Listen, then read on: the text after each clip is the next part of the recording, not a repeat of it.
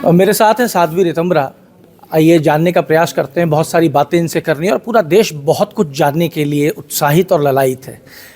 राम मंदिर रामलला प्रतिष्ठा हो चुकी, इतनी भयंकर तपस्या के बाद, इतनी जबरदस्त लड़ाई के बाद अब परिणाम जो है वो जो आया है तो वो कितना सुखद है। वो बहुत सुखद है, लेकिन उससे भी ज़्यादा बढ़ के वो प्रमुदित आनंदित कर देने वाला। बिखरे हुए स्वाभिमानों की प्रतिष्ठा हुई है। 1000 साल बाद हिंदू जाति ने अपने स्वाभिमान, अपनी आस्था श्रद्धा के केंद्र की प्राण प्रतिष्ठा की है। तो ये बड़ी ऐतिहासिक घटना है। जैसे देश के प्रधानमंत्री ने कहा कि काल चक्र एक अलग गति में प्रवेश कर गया है, तो ये तो प्रारंभ है। हम सारे विश्व में राममय जन जन को देखना चाहते हैं। राममय होने का अर्थ है मनुष्यता के आधार पर रिश्तों संबंधों को कर्तव्यों की दृढ़ता के साथ भयंकर से भयंकर साधन संपन्न व्यक्ति हो, उसके भी सामने सत्य के पक्ष में डट के खड़े होने का सामर्थ्य, करुणा और वीरता का संगम, शांति और क्रांति के स्वर एक साथ, वो सब ये प्रसाद है भगवान की प्राण प्रतिष्ठा का। इसलिए बड़ी अलौकिक अद्भुत घटना है। और मैं तो कहती हूँ भारत का हिंदू जागा और स्वर्ग के देवता जाग गए, दोनों का संगम हो गया। और ऐसा सुंदर 22 जनवरी को भगवान के आगमन का स्पंदन सबको हुआ। यहाँ तक कि जो मूर्ति नहीं मानते मूर्ति पूजा को, जो बिल्कुल अलग विधा के अलग मार्ग के लोग हैं, उन तक के प्राणों में स्पंदन हुआ। उन्हें भी लगा कि प्रभु आ गए। तो ये बहुत असाधारण घटना है, भारत को धन्य कर देने वाला इतिहास रचा है। और आशीष, आप जानते हो हम इतिहास पढ़ते भी हैं, पर हम लोग इतिहास बनते भी हैं। तो ये इतिहास का आपने तो रचा है, इतिहास का साक्षी बनना भी और इतिहास बनना भी। तो आपने तो रचा है। लोग तो बात करते रह गए, लेकिन आपके आंसुओं ने तो भगवान राम के साक्षात चरण धोए। 22 तारीख को पूरे देश ने देखा है। वो तो मेरा सौभाग्य है आशीष, कि मेरी छोटी सी कोशिशें राम जी के लिए, राम जन्मभूमि मुक्ति के लिए, हिंदू जागरण के लिए, अब पीछे मुड़कर देखती हूँ तो संतोष और अंतर तृप्ति से मन भरा पड़ा है। अपनी वो जो ईश्वर ने दी ऊर्जा, उन्हीं को समर्पित करके जिस तरह के संघर्षों के आग के दरिया से गुजर के आ गए, और फिर उस क्षण को देखने का भी हमें अवसर मिल गया, तो बड़े प्रभु की ही कृपा है ये। तो प्रभु तो आ गए, प्रभु विराज गए, लेकिन अब पूरे देश के अंदर एक होड़ मची है मंदिर में अपना हिस्सा टटोलने में, अपना श्रेय लेने की। इसको आप किस तरीके से देखते हैं? क्योंकि राजनीतिक दल आगे आ गए। कोई कह रहा है कि राजीव गांधी ने तो द्वार खोल दिए थे, पूजा हमने शुरू करा दी, कोई वंशज बता रहा है। अब आप इसको कैसे देखते हो? मुझे लगता है मंदिर में खड़े होकर श्रेय नहीं टटोलना चाहिए, आशीर्वादों का पात्र बनना चाहिए। क्योंकि अगर पात्रता नहीं होती तो आशीष बरसते हैं पर प्राप्त नहीं होते। जैसे शिखरों पे भी वर्षा का जल बरसता है पर टिकता नहीं है। इसीलिए ये साधना थी सबकी, ये 500 साल की साधना है। हाँ, हम भाग्यशाली हैं कि हम इसके साक्षी बने, लेकिन इसमें कितनी जिंदगियां आहूत हुई हैं। 1,75,000 हिंदुओं की हत्या करके मीर बाकी ने उस मंदिर को ध्वस्त किया था। उसके बाद तो बलिदानों की लंबी श्रृंखला है। नाम अयोध्या है, पर 500 साल से वो भूमि युद्ध की भूमि ही बनी रही।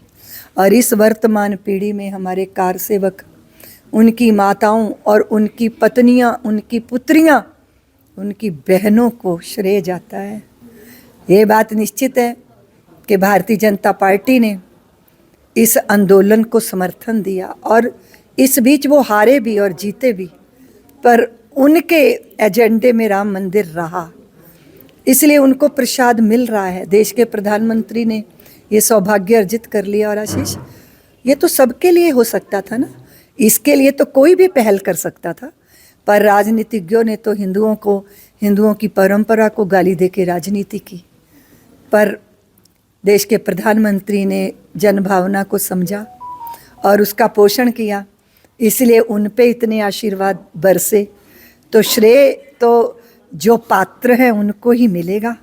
और फिर दुनिया क्या देखती है क्या नहीं, पर प्रभु राम तो जानते ही है ना, उन्हें तो पता है ना कि किसने कैसे किन भावों के साथ मेरे आगमन की तैयारियां की हैं। मुझे लगता है ये सब ऐसे वितंडावाद हैं, इस तरह की बातें होती रहेंगी। ये भी तो लोग जानते हैं कि अगर पट खोले गए तो किस लिए खोले गए, क्योंकि शाहवानों के लिए जब कोर्ट ने निर्णय दिया और इन लोगों ने अल्पसंख्यकों को खुश करने के लिए सुप्रीम कोर्ट के फैसले को बदला था पार्लियामेंट में, और जब देखा कि बहुसंख्यक नाराज ना हो जाए तो बैलेंस बनाने के लिए, बात ये नहीं है कि फिसल गए तो हर हर गंगे, तो ये तो सब पब्लिक है, सब जानती है। लेकिन प्रतिकूलता हो अनुकूलता हो, एक लक्ष्य के साथ लगातार चलना, वो कौन है ये तो जनता भी जानती है। और मैं समझती हूँ कि भारत की जनता इतनी प्रबुद्ध हो चुकी है। हाँ, चंद स्वार्थी लोग भी होंगे जो ये सत्य को नहीं देख पाते होंगे, लेकिन मुझे तो लगता है कि ये श्रेय तो रामलला का है।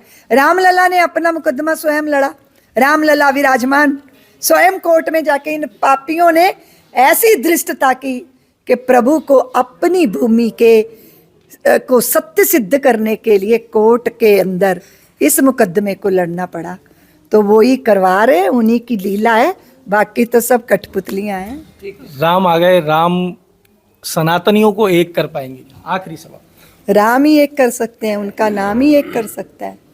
जब मंडल की आग लगाई थी इस देश में, जब जवानियां जल रही थीं, तब कमंडल लेके साधु निकले थे और उसमें राम नाम का ही जल था। प्रभु के नाम में इतनी सामर्थ्य है, क्योंकि वो श्रीमंतों के श्रेष्ठियों के ही नहीं है, होते होंगे उनके।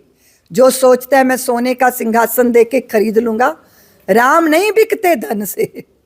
और वो दम्बों के बीच में बैठते नहीं, दम्बियों के बीच में। उनको शबरियों की कुटिया सुहाती है, उन्हें अहल्याओं का आर्तनाद आकर्षित करता है। वो धोबियों के, निषादों के, केवटों के प्राण हैं वो, और पूरा भारत जानता है। इसलिए हर प्रदेश की भाषा चाहे कुछ भी हो, उन भजनों में राम ही गूंजते हैं। इसलिए राम वो तत्व है जो पूरे भारत को नहीं, पूरे विश्व को एक करने की सामर्थ्य उस नाम में है। इसलिए संभव है, और ये संभव होगा। प्रभु राम यही चाहते हैं कि पूरा विश्व एक परिवार की तरह हो जाए। और ये तो भगवान में, और आप देखो किष्किंधा गए और वहाँ राजा नहीं बने, बाली का वध हुआ पर सुग्रीव राजा बने। लंका गए, आंख उठा के लंका का वैभव नहीं देखा। लक्ष्मण ने बहुत कहा भैया देख लो, भैया देख लो कितनी सुंदर है लंका। उन्होंने कहा मुझे मेरी माँ और मेरी जन्मभूमि से सुंदर कुछ लगता ही नहीं। विभीषण को राज्य सौंपा।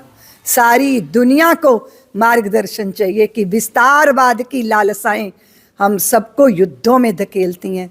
प्रभु श्री राम को देखो, उन्होंने अपात्र को पद से हटाया और पात्र को सत्ता दी।